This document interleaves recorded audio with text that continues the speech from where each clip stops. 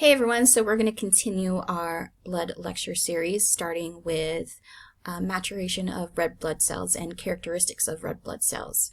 So in the bone marrow, a committed progenitor cell will then differentiate into a large nucleated erythroblast. We know that we need the presence of that hormone erythropoietin so that cell can be committed and eventually differentiate into a red blood cell. So as the erythroblast matures, the nucleus will condense, and the cell will then shrink in diameter. In the last stage before maturation, the nucleus of this cell will be pinched off and then phagocytized by bone marrow macrophages, while the other organelles, like the mitochondria, will break down and eventually disappear. So this immature cell will then enter the circulation. At this point, it is called a reticulocyte, and the reticulocyte will then mature into an erythrocyte in about 24 hours. So mature red blood cells are biconcave in shape, and we know that they are this shape in a normal isotonic solution. So think of like a jelly donut with the filling squeezed out in the middle. They are simple membranous bags filled with enzymes and filled to the brim with hemoglobin. They are flexible, so a characteristic of these cells are that they are flexible, so they can twist and squeeze through capillaries. Think of a partially filled water balloon that can compress into various shapes. Now the disc-like structure allows them to modify their shape in response to osmotic changes in the blood, which we talked about in the beginning of the semester. So we know what happens when a red blood cell is placed in a hypotonic solution. In a hypotonic solution, fluid will enter the cell and cause the cell to swell. And in a hypertonic solution, fluid will leave the cell and cause the red blood cell to shrink. So again, osmosis will induce shape changes of the red blood cell.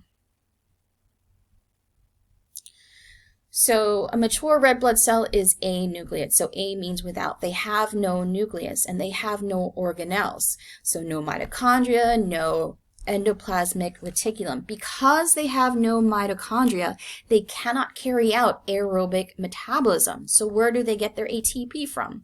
So they still do have enzymes for anaerobic metabolism, and they get their primary source of ATP through glycolysis. Immature red blood cells, again, are called reticulocytes. If there is an increase of reticulocytes, this is known as reticulocytosis. This could be due from an overproduction in the bone marrow and can be an indication of a pathological condition such as hemolytic anemia or blood loss, where there is an increased destruction or loss of red blood cells, which then causes an increased release of immature cells from the bone marrow to make up for that loss.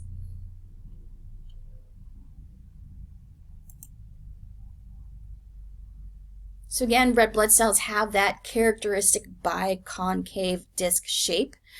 This shape is very advantageous because it does increase surface area, allowing for more oxygen to bind. We know that there are certain elements within the cytoskeleton that help cause this biconcave shape. Not so important what the elements are, but know that they are responsible for the biconcave shape. This shape also helps facilitate diffusion of oxygen.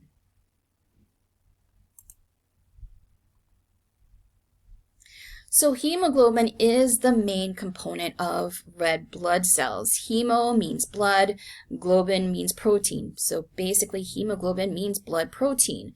Within a red blood cell, one red blood cell carries 280 million hemoglobin molecules.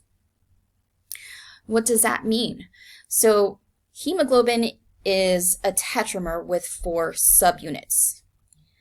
Normally, an adult has 2 alpha subunits and 2 beta subunits. Each subunit has a heme or iron portion. So here is one heme portion or iron portion, and each heme portion is where oxygen will bind. So every hemoglobin carries or has the potential to carry 4 oxygens. So if we know that, we also know that 280 million hemoglobin molecules are contained within one red blood cell. And within our body, there are 5 million red blood cells per 1 microliter of blood. It takes about 1 million microliters to equal 1 liter. So in a normal average human, we have about 5 million microliters, or 5 to 5.5 liters of blood per human. So that's a lot of RBCs, that's a lot of hemoglobins. So humans do have the ability to carry large amounts of oxygen. Now, hemoglobin is usually measured in grams per deciliter of blood. An average number that, is easy to remember is that a normal average adult has about 14 grams of hemoglobin per deciliter of blood. So this value reflects the oxygen carrying capacity of red blood cells. A normal range where we have differentiation between males and females. So males normally have about 14 to 17 grams per deciliter, whereas females, clinically, females have about 12 to 16 grams per deciliter. Now, if hemoglobin goes below 12, we look at this and we clinically consider a pathological state called anemia, where we have, low hemoglobin or low oxygen carrying capacity of our blood. Hemoglobin can also act as a buffer because the amino portion of hemoglobin does bind free hydrogen ions. So acting as a buffer, it helps resist changes to pH. Iron is required for the synthesis and function of hemoglobin. So we know that iron in heme will bind to oxygen. We obtain iron from our diets, and usually we can recycle this iron. If we have a deficiency of iron, this causes anemia, because if we don't have enough iron, we are not properly making hemoglobin. If we're not making hemoglobin, we're not properly making red blood cells, and this reduces our ability, or our blood's ability to carry oxygen, and this causes anemia.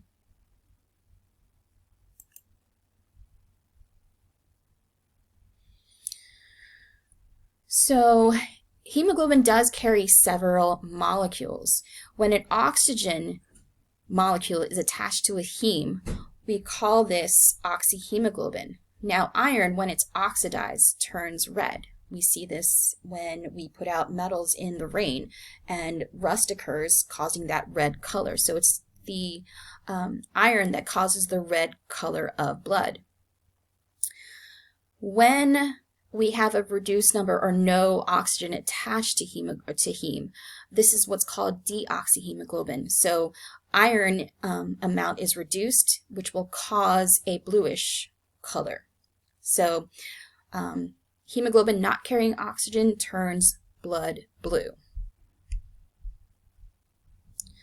Now, hemoglobin carries 97% of oxygen. However, it will only carry about 23% of carbon dioxide. When carbon dioxide is attached to hemoglobin, it actually attaches to an amino acid on the hemoglobin. So this is called carbaminohemoglobin.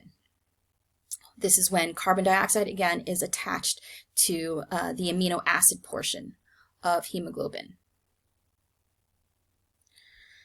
So again, when hemoglobin does have oxygen attached to it, it's called oxyhemoglobin.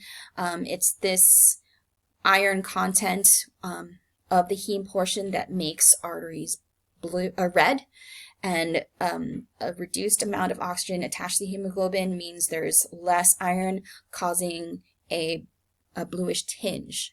So when we talk about cyanosis, cyanosis is a sign of not getting enough circulating oxygen to the tissues. So for example, sometimes our lips turn blue when we're swimming. So bluish tinge of the lips is also known as circumoral cyanosis. We have cyanosis occurring in the extremities because of decreased blood flow. Usually sometimes when we're cold, we can see a decreased amount of redness in our extremities. Now for carbon monoxide attaches to the heme portion of hemoglobin. Carbon monoxide is actually a competitive inhibitor, meaning it will inhibit the binding of oxygen to hemoglobin. Carbon monoxide has about a 200 times higher affinity for hemoglobin than oxygen. And this causes a lot of damage, sometimes death. So carbon monoxide attached to heme is called carboxyhemoglobin. And notice there is a difference between carboxyhemoglobin and carbaminohemoglobin. Carbaminohemoglobin is carbon dioxide attached to hemoglobin, whereas carboxyhemoglobin is when you have a carbon monoxide attached to hemoglobin. So carbon monoxide poisoning occurs when you have carbon monoxide binding with your hemoglobin, and which does not allow for oxygen to bind to the hemoglobin. So we have a decreased amount of oxygen. Some symptoms of carbon monoxide poisoning include a cherry red appearance. Now, why does this occur? So basically, hemoglobin is binding to the carbon monoxide, meaning there is no way for the oxygen within the blood to be transported to the tissues. So oxygen remains within the blood, giving patients with carbon monoxide poisoning that strawberry red flushed appearance. In order to treat carbon monoxide poisoning, we usually place a patient into a hyperbaric chamber. What we want to do is we want to place a patient in a situation where we increase the concentration of oxygen as well as increase the pressure. So in order to do that, we talked about receptor qualities a while back. If, for example, the receptor on hemoglobin has a lower affinity for oxygen, in order to get more oxygen to bind to that receptor, we want to, of course, increase the amount of oxygen. So placing a patient into a hyperbaric chamber will increase the amount of oxygen to kind of knock off that carbon monoxide that is bound to the hemoglobin.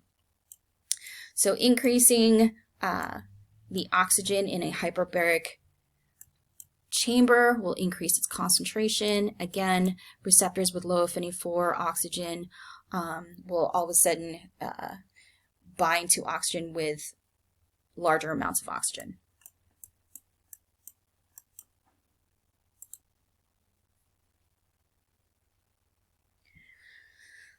So once red blood cells mature and become not older, but basically are at the end of their lifespan, they become less flexible, and old red blood cells are removed by tissue macrophages. We have macrophages in the liver and spleen that will remove these old red blood cells. These are called Kupffer cells. So the Kupffer cells, through phagocytosis, will remove all old red blood cells, and then the components of the red blood cells will be either recycled or secreted. So hemoglobin components of these red blood cells are recycled or secreted. Hemoglobin can be broken up into three main components. First, we have the protein portion of hemoglobin. The protein portion is broken down to its amino acids, and the amino acids can then go back to the amino acid pool that can be used throughout the body, so they are recycled. The iron portion of hemoglobin, within the bone marrow, iron portion can be broken down to heme. Again, heme can be recycled, again bound to hemoglobin. Heme can also become bilirubin when it's broken down, and bilirubin becomes secreted.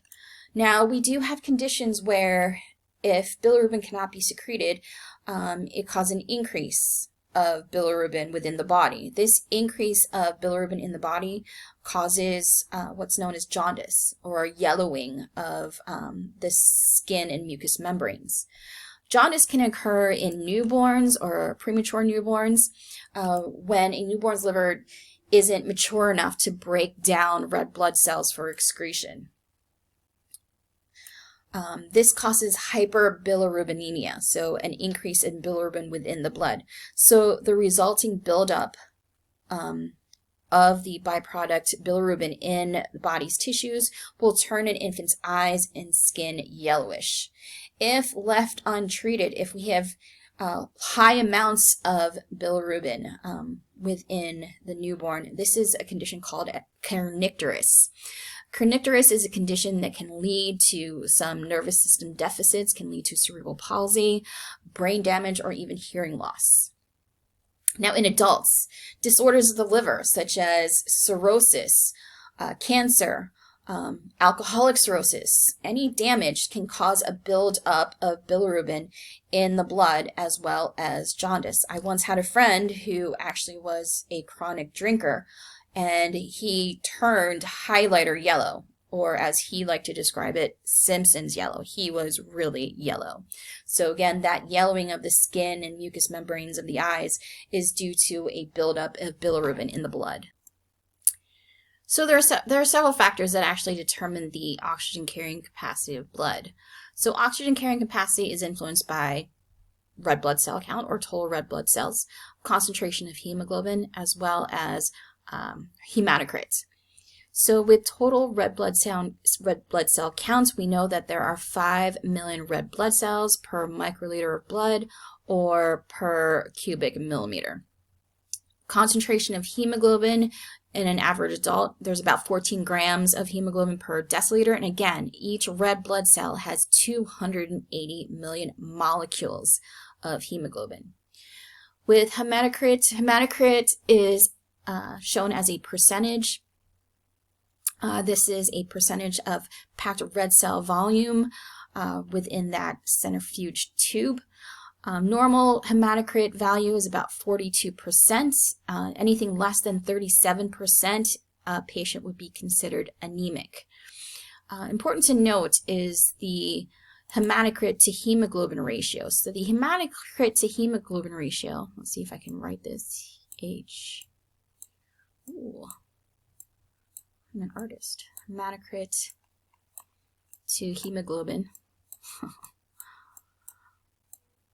ratio is equal to about 3 to 1. All right, I'm never doing this again. 3 to 1.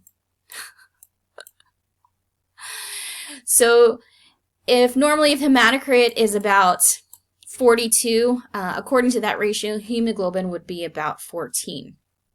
And the formula for hematocrit we can see is packed red blood cell volume divided by total blood volume. So the ratio of hematocrit to hemoglobin is important so we get an idea of whether or not the physiology of a person is normal. So hematocrit to hemoglobin should be 3 to 1. If, for example, using a round number, we have a hematocrit of 30, that would mean by this ratio the hemoglobin would be 10, and 10 being below 12 would mean that this patient would be anemic. So we know that hemoglobin is important because it binds to oxygen and allows us to transport oxygen to our tissues. So we have on this graph what's called the oxygen hemoglobin curve that shows how much oxygen we can carry in our blood. So on the x-axis we have the percent oxygen saturation of hemoglobin. Now the percent oxygen saturation of hemoglobin basically means the amount of oxygen that is bound to hemoglobin and is shown as a percentage. And this is per partial pressure of oxygen, or the amount of oxygen that's dissolved in our blood. So for example, within our tissues, the partial pressure of oxygen at about 40, we have 70% saturation of hemoglobin, meaning only 70% of hemoglobin is saturated with oxygen. Now, when the red blood cells travel or are transported to the lungs to become oxygenated, we know that the partial pressure of oxygen will increase. And as the partial pressure of oxygen increases, say within our lungs, this is where we get the oxygen coming in, the percent oxygen saturation will also increase. And normally this will increase to about 99%, almost 100. So within the lungs, our hemoglobin becomes 99% saturated. So as the lungs leave the tissue, being at 99% saturation, these red blood cells can then travel to the tissue to deliver oxygen to the tissue. Now, red blood cells within the tissue, again, before they go back to the lungs, they are only about 70% saturated, and this is at a partial pressure of 40 millimeters per mercury. Now, humans can tolerate a saturation of about 30% for small, brief periods of time. But in order to maintain life or sustain life, humans do need about 50% of saturation of hemoglobin for prolonged periods. So the condition of anemia basically means without blood. Anemics have reduced oxygen carrying capacity. This can be due to several problems, either genetic or environmental. And this can be due to a reduced red blood cell number or total red blood cell number, insufficient hemoglobin, meaning too little hemoglobin, or inadequate hemoglobin, being a quality problem. So an indicator of anemia usually means shows a low RBC count, low concentration of hemoglobin, or low hematocrit. And again, concentrations of hemoglobin falling below 12 grams per deciliter, hematocrit percentages falling below 37%. So again, anemia being a compromised ability to carry oxygen. So if we have too few red blood cells, we know that this decreases the oxygen carrying capacity. So if we go, even if we half the number of red blood cells, meaning going from 280 to 140 red blood cells, this means that we are carrying half the amount of oxygen. If we have too little concentration of hemoglobin, that means we have fewer hemoglobin molecules per cell. If we have inadequate hemoglobin, meaning hemoglobin that doesn't work, again, this also decreases the oxygen carrying capacity of the cell. An example of this would be our sickle cell anemias or thalassemias. Sickle cell anemia, knowing that is a condition that changes the conformation or the shape of the cell, so the cell doesn't carry hemoglobin efficiently. And this is more of a quality problem, quality of the cell.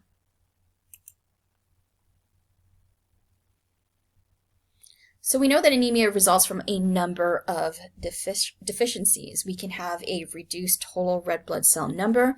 We can have insufficient concentrations of hemoglobin. We can also have inadequate hemoglobin. So with reduced number of RBCs, we can have red blood cells that are normal in size, but have less concentrations of hemoglobin. And this can be due to decreased production. So we have a decreased production, reducing the number of RBCs. This is usually due to dietary deficiencies, deficiencies in iron. If we're not getting enough iron in our diet, if we're not getting vitamin B12. Vitamin B12, we said earlier in the semester, is an important vitamin that is absorbed with intrinsic factor. You know, vitamin B12 is important for red blood cell production. Folic acid, also important for red blood cell production. If we have bone marrow disease, not enough red blood cells being produced within the bone marrow, as well as inadequate erythropoietin, erythropoietin being that important hormone produced by cells within the kidney. So these cells are either damaged or not functioning. Another factor that can reduce the number of red blood cells is an increased destruction or an increase in loss. We have conditions that can weaken red blood cells. There's one condition known as hereditary spherocytosis, which weakens the red blood cell so that the red blood cell will get destroyed easier. We also have an increase in blood loss. Female patients, menstruation on a monthly basis, we lose a certain amount of blood. That's why iron deficiency anemia is most often seen in female patients. If we have bleeding ulcers or hemorrhoids, this also increases the loss of blood. So again, an insufficient concentration of hemoglobin can be due to an iron deficiency because we're not getting enough of it within our diets.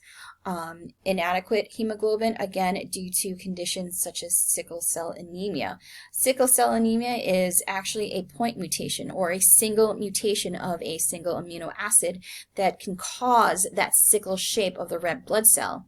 Now, there are certain sickle cell traits that a person can carry the sickle cell gene, helping them protect from malaria. This is something that has evolved over time. So if we see in countries that, you might not necessarily have sickle cell, but you might have the trait or the gene and carry that gene, and protects you from anemia, or from malaria, excuse me. So we can actually use cell size and cell color to help us describe anemia. So when we're describing anemia via cell size, we use the suffix cytic. And usually this is a DNA-based problem. So for example, if we have microcytic anemia, this is anemia where the red blood cells are too small. Normocytic anemia, when the blood cells are normal shape. Macrocytic anemia, when the red blood cells are too big. So we can see the different sizes of these cells in anemia. So here we have a microcytic cell, we have a normocytic cell, and then we have a macrocytic or a large cell.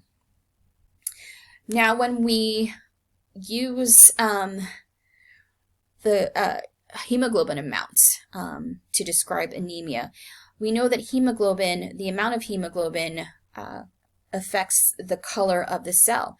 So we use the suffix chromic to describe the cell, and usually the anemia caused by deficiency or due to the amounts of hemoglobin is an RNA-based problem. It's an RNA-based problem because we know that hemoglobin is a protein, and RNA-based problem is a problem with protein.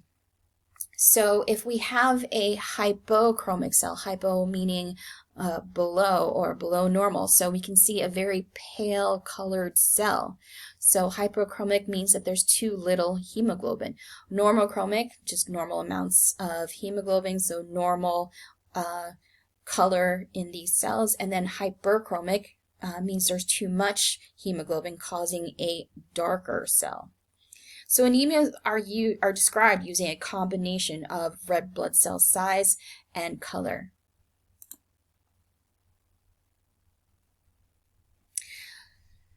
So the most common type of anemia is a microcytic hypochromic anemia. We usually associate a microcytic hypochromic anemia to iron deficiency. Mostly due to iron deficiency, but we know that microcytic hypochromic anemia can be due to other things such as chronic infection. So with chronic infection, the body will sequester iron in the liver to help fight the infection.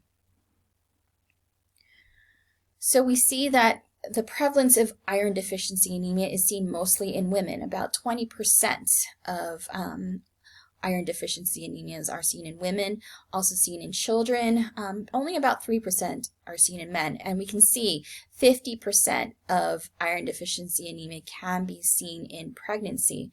And usually this is due to an increase in blood volume within pregnant women, and the bone marrow just can't keep up with that increase in blood volume.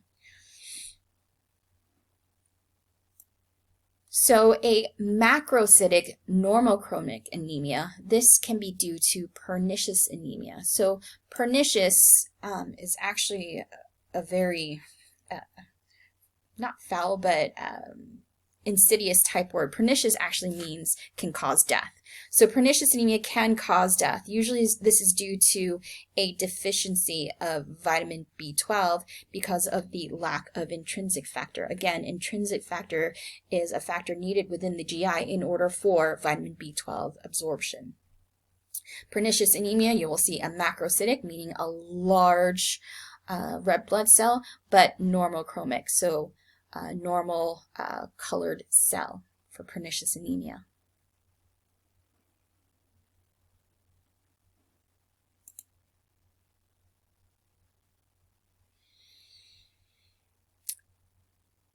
So we can see that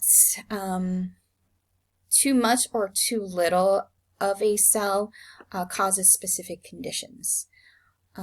And variations in blood cell numbers can be normal physiological responses. So for example, we're using this table to see, whether there's too many red blood cells, white blood cells, or platelets versus too little, and the conditions that we call them. So for example, if we have too many of these cells, as in myeloproliferative disorders. So myeloproliferative, this basically means making too many cells within the bone marrow. So if we have a myeloproliferative disorder that causes an increase in red blood cells, this is called polycythemia vera. So polycythemia vera causes an increase in red blood cells. Now, when we have an increase of cells, this increases blood viscosity. Again, that condition where we have thickness or stickiness of blood. Normal blood is highly viscous, but if we increase the number of red blood cells, it becomes even more sticky. Now, increase in the number of red blood cells is okay in athletes because athletes need the oxygen going to their tissues. However, we talked about smoking, how smoking increases the viscosity of the blood and causes hypertension. Hypertension, bad in the long term, can cause death. On the other side, if we have too little in the amount of red blood cells, we have anemia, which is a decreased oxygen carrying capacity of our blood. We don't get enough oxygen to our tissues. That's not good. For white blood cells, any increase in the amount of cells, we add the word cytosis. So for example, if we have leukocytosis, this is increase in the number of white blood cells. Leukocytosis can be good. Normal reaction to an infection, for example, if we are infected with a COVID virus or infected with any bacteria, we have an increase in the amount of white blood cells to help fight off this infection, and this is a normal response, a normal physiological response. However, an abnormal response or abnormal increase in white blood cells can be seen in leukemias. So a leukemia is a type of cancer, and we have an overproduction of cells. It can be myeloid in origin, meaning it's coming from the bone marrow. We're having an increase of white blood cells within the bone marrow. It can be lymphoid, meaning the increase of white blood cells is occurring in the lymph. So we have an increased proliferation of lymphocytes or monocytes within the lymph. Leukopenia, so if you add the words or the suffix penia, that means a decrease in the number of cells. So leukopenia, a decrease in the number of white blood cells, is always considered pathological, so it's never good. So with leukopenia, we have a decreased production of white blood cells, and this causes a person to be immunocompromised because we need our white blood cells to help us with our immune systems and fighting off infections. With our platelets, increase in the number of platelets is called thrombocytosis. Thrombocytosis is a normal physiological response if, for example, we are injured, if we cut ourselves, if we have bleeding. We want an increased amount of platelets to stop the bleeding. However, if we have an increase in the amount of platelets that cause thrombosis or blood clots within our blood, this can do a lot of damage internally to our blood vessels and cause either strokes or, occlusion of blood vessels that can give blood supply to our heart, causing a myocardial infarction. Thrombopenia. Thrombopenia is when we have too little in the amount of platelets. So decreased platelets means decreased clotting. If we have a large amount of decreases with platelets, this will cause a patient to bleed out. Conditions such as hemophilia are due to thrombopenia, or even dengue fever. The virus attacks platelets, and if we have a decreased amount of platelets, we have dengue hemorrhagic fever, which again will cause the patient to bleed out. So I'm going to stop this lecture right here at the pathological conditions, and then we will continue on with the rest of our blood cells.